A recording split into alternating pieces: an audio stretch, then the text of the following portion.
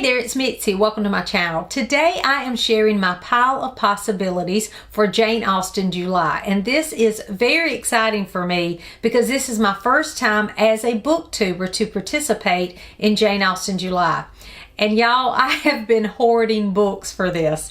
I knew I wanted to participate as a booktuber. I started booktube in around September so that I could participate more fully in Victober. That is the reason I started this channel. And so I knew I wanted to participate in Jane Austen July as well because I love Jane Austen books. This is very exciting for me, and I have been planning for since probably after Victober. So I had a few books that I've heard about throughout the past couple of years actually that have been on my radar to read for Jane Austen July, but I've just never picked those up. Usually during Jane Austen July, as just a person who watched booktube in the past, I would just read a book by Jane Austen. But this year I am taking the plunge, and it's going to be a July that is truly Jane Austen July. And my goal is really to make it an all things Jane Austen type July. I may read some other things during Jane Austen July, but I'm going to make these things my priorities, and I can't wait. I'm so excited about this. So this is a month-long celebration in July, of course, of Jane Austen. And you read one of the novels by Jane Austen, but you also have other activities, and I'm going to go through those prompts here today. Now, Jane Austen July is hosted by Katie at Books and Things, Marissa at Blatantly Bookish, and Claudia at Spencer's Library. And I'll leave links to all their announcement videos below, as well as the prompts for Jane Austen July. I have several books. As I said, I have been hoarding books for this, but I am not necessarily worried as much about the prompts, but I think that these books will fulfill the prompts as I was looking through it. So the first prompt is always to read a Jane Austen book. Read one of Jane Austen's main 6 novels.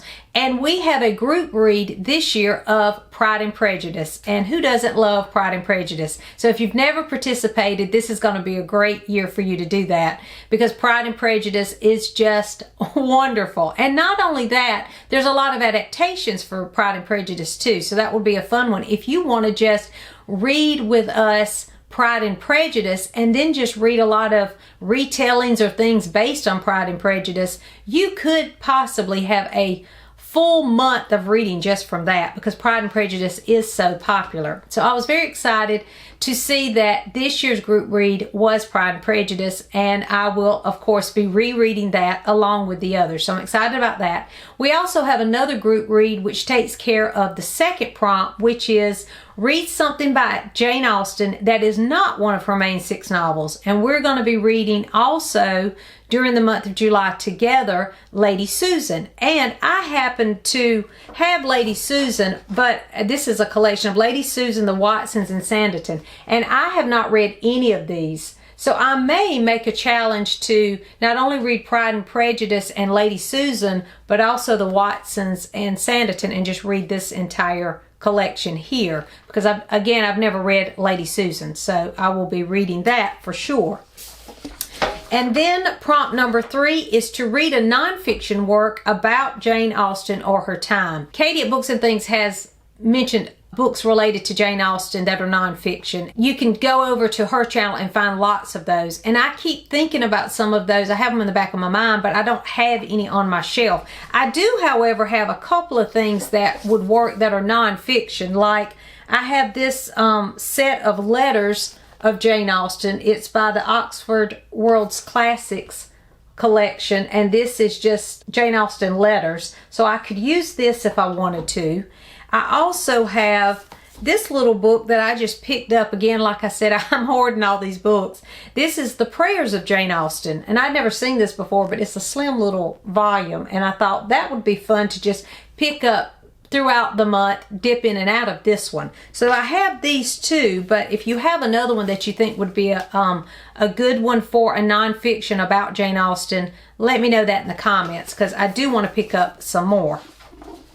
Okay, prompt number 4, that was number 3. Number 4 is read a retelling of a Jane Austen book or a work of historical fiction set in Jane Austen's time. For this, I thought that I would do one of these.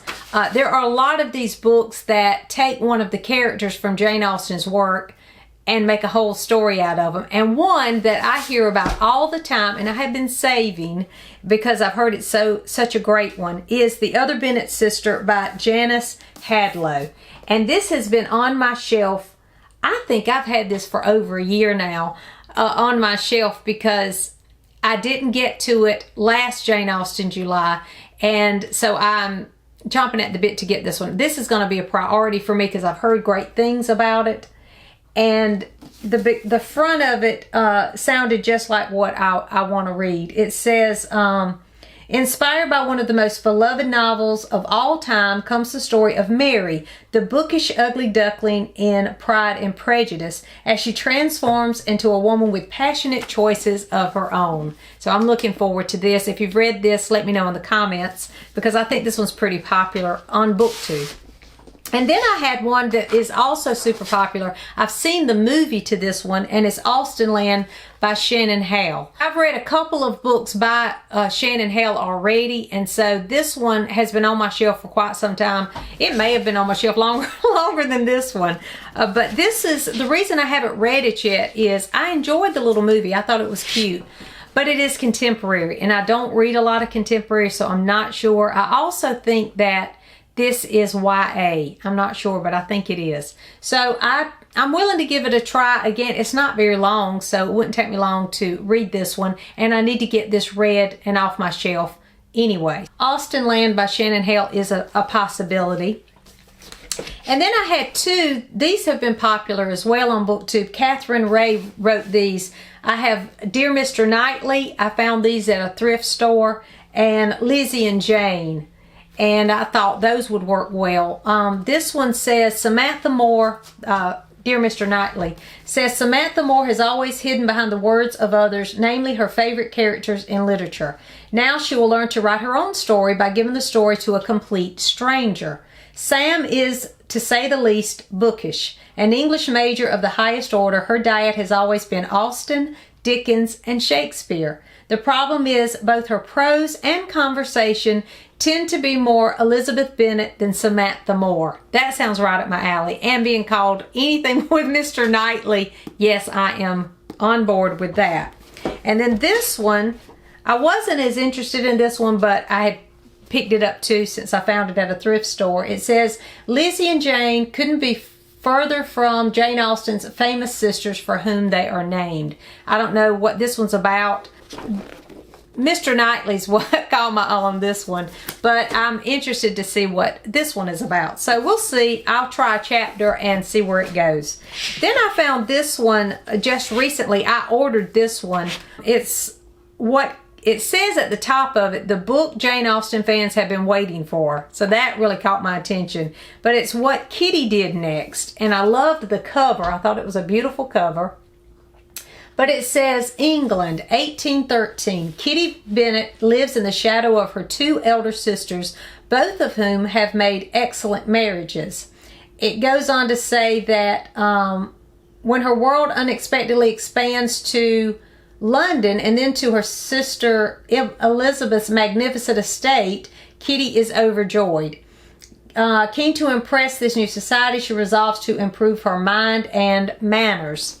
Now that ought to be interesting, considering it's from Kitty's point of view. So I think that would be a fun one too. So I picked this one up mainly because the cover, and it's about Kitty, who, you know, I don't know of many that have been written about her. So I thought that would be a good one. And then this one just came out. I actually pre-ordered this one as soon as I saw the title. It's called The Murder of Mr. Wickham by Claudia Gray. And I just thought, yes, Mr. Wickham, this ought to be interesting. Listen to what this says at the top. This one really drew me in. It says, The Murder of Mr. Wickham illuminates Jane Austen's best loved and lesser loved characters, introduces a dynamic sleuthing duo, and delivers a most satisfying murder mystery in the grand tradition of Clue. Now, you have to love that. So this one has a lot of potential for me because I loved Clue. Clue was my favorite game as a kid, and I have really been reading a lot of mysteries and enjoying those lately. So this just sounds right up my alley. Jane Austen, Clue, murder mystery, Mr. Wickham. Yeah, this sounds right up my alley. So as soon as this came up in my feed, I pre-ordered this, and I couldn't wait to get this one. I think it came out like last month. So yeah, this is going to be a good one.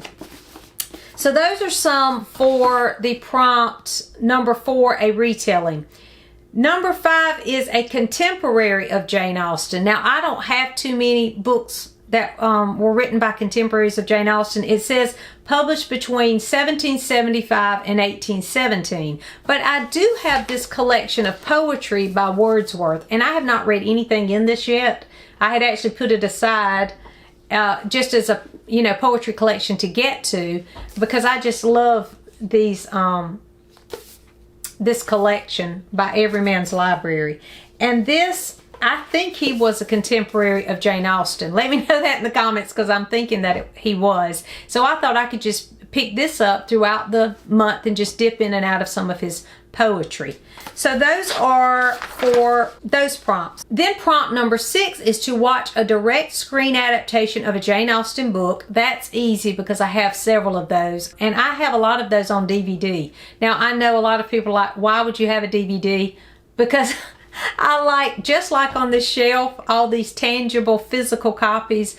I just like holding the DVD. I don't like the idea of streaming, because I'm always like, if I buy that, what if that service goes out and I can't watch it or something? So I like to have the physical DVD, and I have several. Most of the DVDs that I have, the movies that I have purchased that I watch over and over, happen to be Jane Austen movie adaptations. So Pride and Prejudice, Emma, I will definitely be watching one of those. You do not have to force me to do that. I will definitely watch a Jane Austen adaptation. And then number 7 is the same thing basically, but it's a modern screen adaptation or retelling of a Jane Austen book. Now that will be harder for me because Clueless is about the only one that I've enjoyed that's contemporary.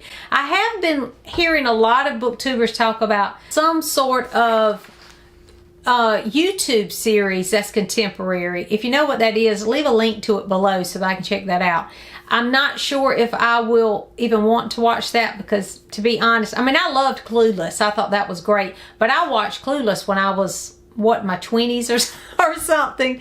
So, that came out when in the perfect time for me because I was a young adult myself. So I did enjoy Clueless, but that was a long time ago, and I still enjoy it for the nostalgia of Clueless. So I could watch that again, but I may look to see if there's one that I'm interested in. If not, I'll just rewatch Clueless. So those are the books and the ideas I have for movie adaptations for the Jane Austen July.